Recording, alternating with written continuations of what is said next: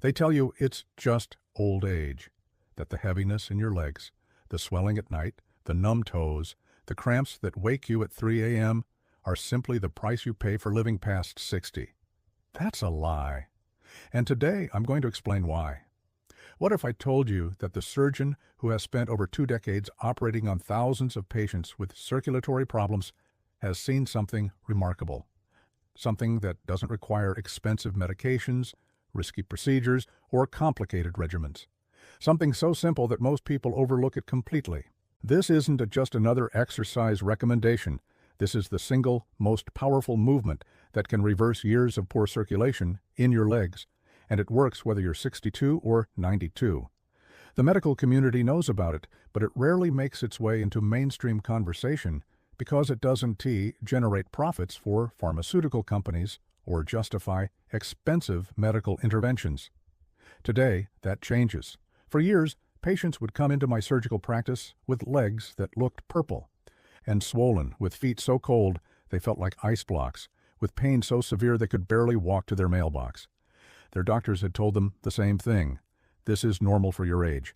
Take these pills, wear compression stockings, and learn to live with it. But when I dug deeper into their daily routines, I noticed a startling pattern. Almost every single one of these patients shared one critical habit, or rather, the lack of one specific movement that their bodies desperately needed. This isn't about genetics. It's not about your diet, though that certainly plays a role. It's not even primarily about your overall fitness level. This is about a fundamental biological mechanism that every human body possesses, but that becomes dangerously neglected after the age of 60. Your circulatory system wasn't designed to handle decades of inactivity. Your veins weren't built to fight gravity without assistance, and your muscles weren't meant to remain dormant while your heart struggles to pump blood through narrowed, stiffened vessels. Here was what the medical textbooks want to tell you. Your legs have a second heart. Not a literal heart, of course, but a sophisticated muscular pump system that works in perfect harmony with your actual heart to circulate blood throughout your lower extremities. This second heart is made up of the large muscle groups in your calves, thighs, and buttocks. When these muscles contract and relax through regular movement, they squeeze the veins running through them, forcing blood upward toward your heart against gravity's pull. This is called the muscle pump mechanism, and it's absolutely crucial for healthy circulation. But here's where things go terribly wrong after 60. We become less active. We sit more. We move less. We rest more than we should. And when that happens, the second heart weakens, atrophies, and eventually fails. The result? Blood pools in your lower legs and feet. Fluid leaks into your tissues.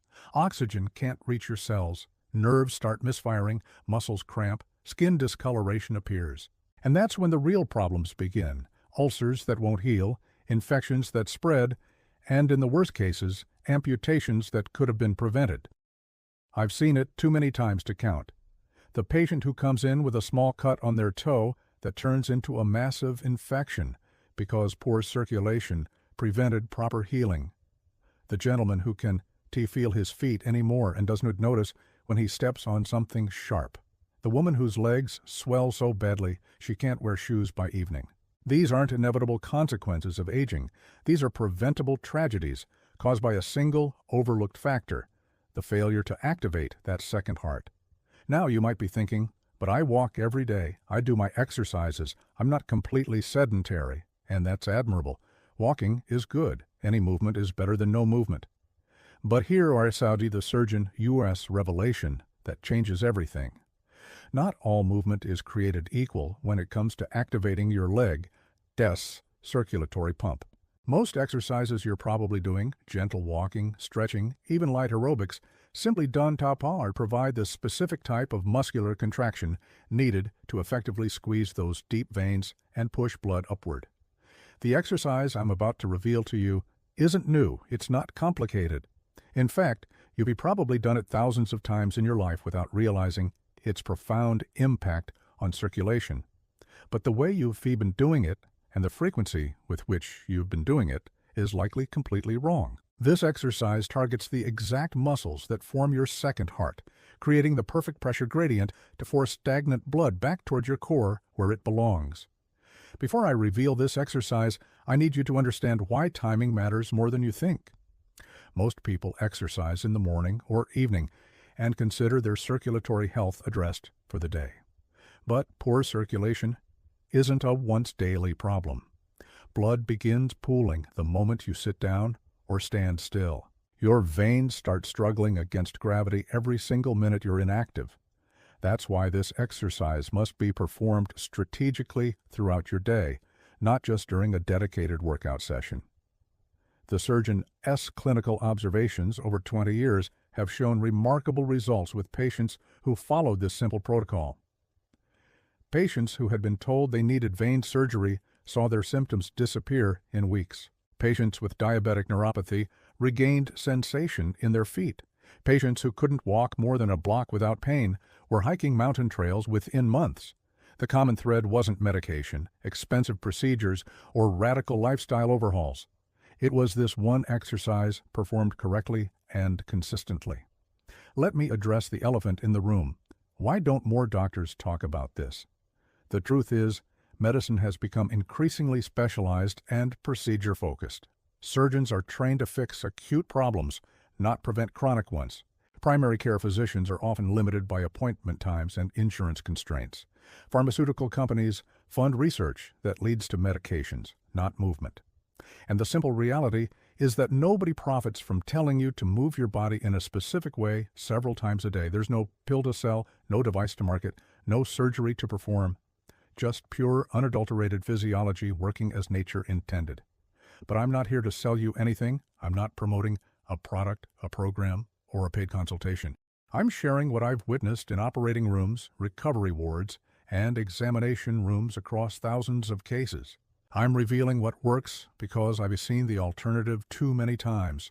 The unnecessary suffering, the preventable complications, the loss of independence that destroys quality of life after 60. The exercise itself is deceptively simple. So simple that you might dismiss it immediately. But please don't make that mistake. The power isn't in the complexity of the movement, it's in the precision, the frequency, and the consistency with which you perform it.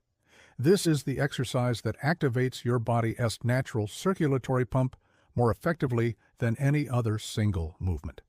Are you ready?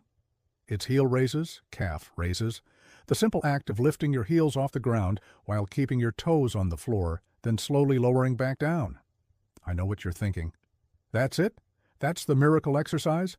You've probably done calf raises before in fitness classes or during warm-ups.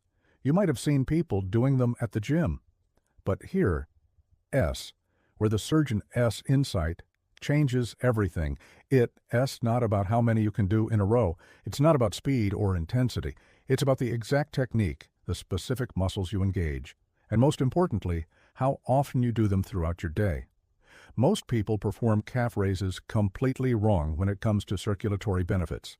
They bounce up and down quickly, barely lifting their heels, engaging only the superficial muscles while leaving the deeper, more important pump muscles untouched. They do 20 or 30 at once and consider the job done. They perform them only during workouts, missing the critical timing when circulation is most compromised. The correct way to perform this exercise for maximum circulatory benefit requires 3 key elements: precision, rhythm, and frequency. Let me break down each one. First, precision. Stand with your feet shoulder-width apart, toes pointing forward. Keep your knees completely straight. No bending allowed. This is crucial because bent knees engage different muscles and reduce the pump effect on your deep veins. Slowly lift your heels as high as you can, feeling the contraction build through your entire calf muscle, all the way up to just below your knee. Hold this position for a full 2 seconds. This sustained contraction is what creates the powerful squeezing action on your veins. Then lower your heels back down slowly over a count of 3 seconds. This controlled eccentric movement is equally important for maintaining venous pressure gradients. Second, rhythm. This isn't about speed. It's about creating a steady, rhythmic pumping action that mimics your heart's natural cadence. Each complete repetition should take about 5 seconds. 2 seconds up, 2 seconds hold, 3 seconds down. This deliberate pace ensures maximum blood displacement with each movement. Fast, bouncy repetitions create minimal pressure changes and actually reduce the exercise's effectiveness for circulation. Third, and perhaps most importantly, frequency. This is where the surgeon's revelation truly shines. You don't need to do 100 calf raises once a day. You need to do just 10 perfect repetitions every 30 minutes throughout your waking hours. Yes, you heard that right. Every 30 minutes. Whether you're watching television, working at your desk, waiting for your coffee to brew, or standing in line at the store. 10 perfect heel raises, performed with precision and rhythm, every half hour. Why every 30 minutes? Because that S approximately how long it takes for significant blood pooling to begin when you sedentary. Whether you're sitting or standing still, gravity starts winning the battle against your circulation within 20 to 30 minutes. By performing this exercise at these critical intervals, you're not just exercising your muscles, you're reactively preventing the damage before it starts. You're giving your second heart regular scheduled reinforcement to keep blood moving efficiently. I can already hear the objections. I can't do exercises every 30 minutes. I have a life. What if I'm in a meeting? What if I'm driving? Let me address these practical concerns because they're valid, and the solution is simpler than you think. For sitting activities, while seated, you can still perform a modified version. Keep your feet flat on the floor, then lift just your heels while keeping your toes pressed down. The range of motion will be smaller, but the muscular contraction still occurs. You can do this discreetly under your desk, during phone calls, while reading, or even during television commercials. 10 repetitions take less than a minute. For standing activities, this is actually the ideal scenario. Whether you're cooking, waiting in line, or talking with friends, simply shift your weight and perform 10 perfect heel raises. Most people won't even notice what you are doing. It looks like you are just shifting your stance or adjusting your balance. For driving, obviously you can't perform heel raises while actively driving, but every time you stop at a red light, at a toll booth, or when you park your car, you have a perfect opportunity. While stopped, perform 10 heel raises right there in your driver's seat. Your foot will naturally press on the brake pedal, but the movement is still possible and effective. The beauty of this protocol is its adaptability. 10 repetitions every 30 minutes means that over a 16-hour waking day, you'll perform approximately 320 heel raises. But because they're spread throughout the day in small, manageable sets, they're far easier to accomplish than trying to do hundreds at once. Plus, the frequent repetition creates a powerful cumulative effect that continuous exercise simply cannot match. Now let me share some of the remarkable transformations I've witnessed in patients who committed to this simple protocol. Mrs. Johnson, 73, came to me with legs so swollen she hadn't been able to wear shoes for 6 months. Her ankles were discolored purple, and she had developed small ulcers on her shins. She'd been to multiple specialists, tried compression stockings, diuretics, and elevation. Nothing worked. I taught her this heel raise protocol and asked her to commit for just 2 weeks. At her follow-up appointment, her swelling had reduced by 60%. After 6 weeks, her ulcers were healing, and she was wearing regular shoes again. 2 years later, she's hiking with her grandchildren. Mr. Chen, 68, had type 2 diabetes with severe neuropathy. He couldn't feel his feet and had lost several toes to infections. His doctor told him he'd likely lose more. When I examined him, his circulation was so poor that a simple pinprick on his foot produced no sensation whatsoever. I started him on the heel raise protocol, teaching him to perform them while seated since he couldn't stand for long periods. Within 3 months, he regained sensation in his remaining toes. His feet stayed warmer. His blood sugar levels stabilized better than they had in years. He hasn't had a single foot infection since starting this routine. These aren't isolated cases. They represent a pattern I've observed repeatedly. The human body responds dramatically when we address the root cause of poor circulation rather than just treating the symptoms. And the root cause, in most cases after 60, is the failure to regularly activate that second heart through specific muscular contractions. But there's more to the story than just the exercise itself. The surgeon's perspective includes understanding how this simple movement triggers a cascade of beneficial physiological responses throughout your entire vascular system. When you perform those 10 perfect heel raises every 30 minutes, you're not just moving blood in your legs, you're stimulating your entire circulatory system, Each time your calf muscles contract, they create a pressure wave that travels upward through your veins. This wave helps open tiny collateral vessels that have been dormant for years. It stimulates the endothelial cells lining your blood vessels to release nitric oxide, a powerful vasodilator that relaxes artery walls and improves blood flow everywhere, not just in your legs. It activates your lymphatic system, reducing swelling and inflammation. It even improves your overall cardiovascular fitness by training your heart to work more efficiently. Perhaps most remarkably, this exercise actually reverses the structural changes that occur in aging veins. As we get older, our vein walls become less elastic, our valves weaken, and our vessels narrow. Regular, rhythmic muscular contractions, like properly performed heel raises, actually strengthen these structures over time. The constant pressure and release acts like a workout for your veins themselves, improving their tone and function. I've seen Doppler ultrasound scans show dramatic improvements in venous valve function after just 8 weeks of consistent heel raise practice. The anti-inflammatory effects are equally impressive. Poor circulation creates a state of chronic low-grade inflammation throughout your lower extremities. This inflammation damages tissues, accelerates aging, and creates a vicious cycle of worsening symptoms. The mechanical pumping action of heel raises physically flushes out inflammatory cytokines and brings in fresh, oxygen-rich blood that promotes healing. Patients often report not just reduced swelling and pain, but also improved skin texture, faster wound healing, and reduced overall systemic inflammation. Let's address another common concern. What about people with arthritis, balance issues, or other mobility limitations? The beauty of this exercise is its scalability. You don't need perfect mobility to benefit. For those with severe arthritis, even small partial heel raises while seated can provide significant benefit. For those with balance concerns, performing the exercise while holding onto a stable surface like a countertop or a chair back makes it completely safe. The key is consistency, not perfection. Even 50% of the range of motion performed regularly creates meaningful circulatory improvements. I've worked with patients in their 90s who use walkers, patients with Parkinson's disease, patients recovering from strokes. All have seen measurable improvements in leg circulation through adapted versions of this heel raise protocol. The human body is remarkably resilient when given the right stimulus at the right frequency. Now let me share the exact protocol that yields the best results. This isn't just about the exercise itself, but about integrating it seamlessly into your daily life for maximum benefit. Morning routine. Before you even get out of bed, perform 10 heel raises while sitting on the edge of your mattress. This activates your circulation before gravity has a chance to pull blood downward all day. Every 30 minutes, set a timer on your phone or watch.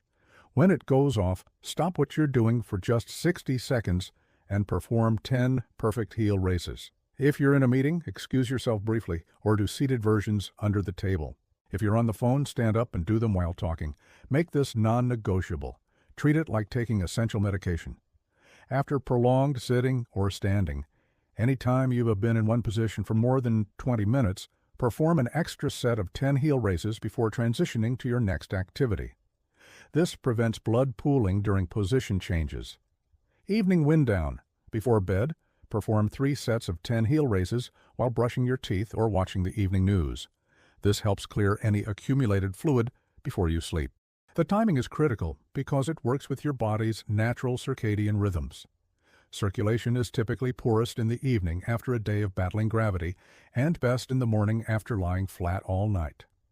By front-loading your day with frequent circulatory boosts and maintaining them consistently, you prevent the evening swelling and discomfort that so many seniors experience. But here's what most people miss. The benefits extend far beyond your legs. Improved lower body circulation means better oxygen delivery to your entire body.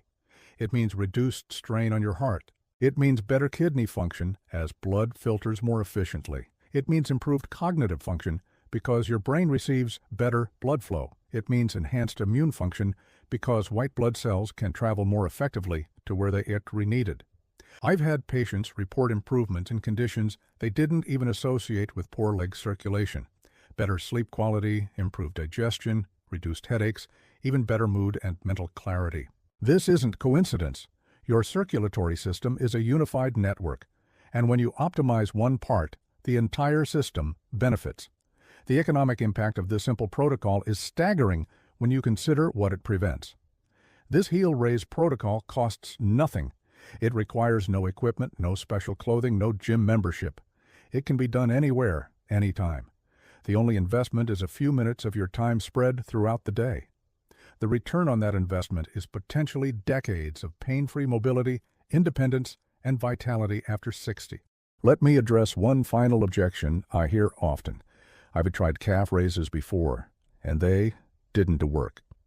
This usually comes down to 3 common mistakes. First mistake, doing too many at once. People try to get it over with by doing 50 or 100 repetitions in a row, then skip the rest of the day. This creates temporary muscle fatigue but doesn't provide the sustained circulatory support needed throughout the day. Small, frequent doses are far more effective than occasional, large doses. Second mistake, poor technique. Bouncing up and down quickly, bending the knees, or not lifting high enough all reduce the exercise's effectiveness. The slow, controlled full-range movement is essential for proper venous compression. Third mistake, inconsistent timing. Doing calf raises only in the morning or only at the gym misses the critical periods when circulation is most compromised. The every 30-minute protocol is what makes this work. If you've made these mistakes before, don't be discouraged. Start fresh today with the correct protocol and give it at least 2 weeks of perfect execution before evaluating results.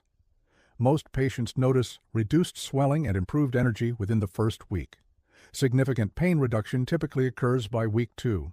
Complete symptom resolution often takes 4 to 8 weeks of consistent practice. The surgeon in me wants to emphasize one crucial point. This exercise is not a substitute for medical care when you have serious circulatory problems. If you have open wounds, severe discoloration, extreme pain, or complete loss of sensation, you need to see a physician immediately. But for the common symptoms of age-related poor circulation, heaviness, swelling, mild numbness, occasional cramps, this protocol can be transformative. What makes this approach so powerful is that it works with your body's natural design rather than against it. We didn't evolve to sit in chairs for 8 hours a day. We evolved to move constantly, walking, squatting, climbing, bending. Our circulatory systems developed to handle near-continuous muscular activity.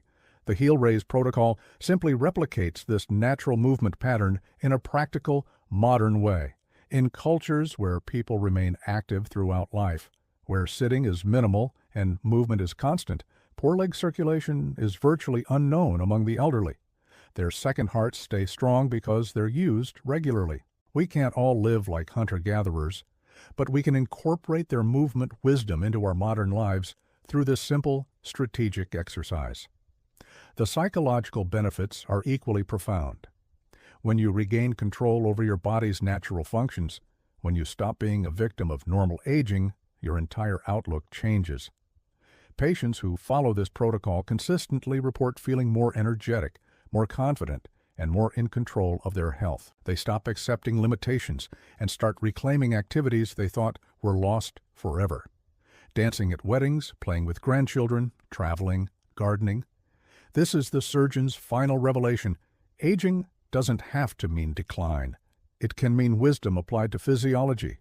It can mean understanding your body's design and working with it rather than against it. The heaviness in your legs isn't a life sentence. The swelling at night isn't inevitable. The numb toes and 3 a.m. cramps aren't simply the price of living past 60. They're symptoms of a system that's been neglected, a second heart that's been allowed to grow weak from disuse. And just like any muscle, it can be strengthened again. It can be revived. It can be restored to its proper function. The exercise is simple. 10 perfect heel raises every 30 minutes throughout your day. The science is sound. The results are proven. The cost is nothing. The potential reward is everything. Decades of pain-free mobility, independence, and vitality when others are accepting decline. They told you it was just old age. They were wrong. Your body was designed to move, to pump, to circulate, to thrive, not just survive, at any age. The power to reverse poor leg circulation after 60 isn't tea in a pill bottle or a surgeon's scalpel. It's in your own feet waiting to be activated. Start today. Set your timer. Do your first 10 perfect heel raises right now. Your second heart has been waiting for this moment. Give it the workout it deserves and watch what happens when you stop accepting lies about aging and start honoring the incredible design of your own body. The surgeon has revealed the truth.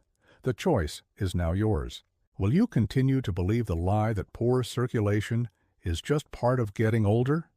Or will you take back control, one perfect heel raise at a time? Your legs and your future self are waiting for your answer.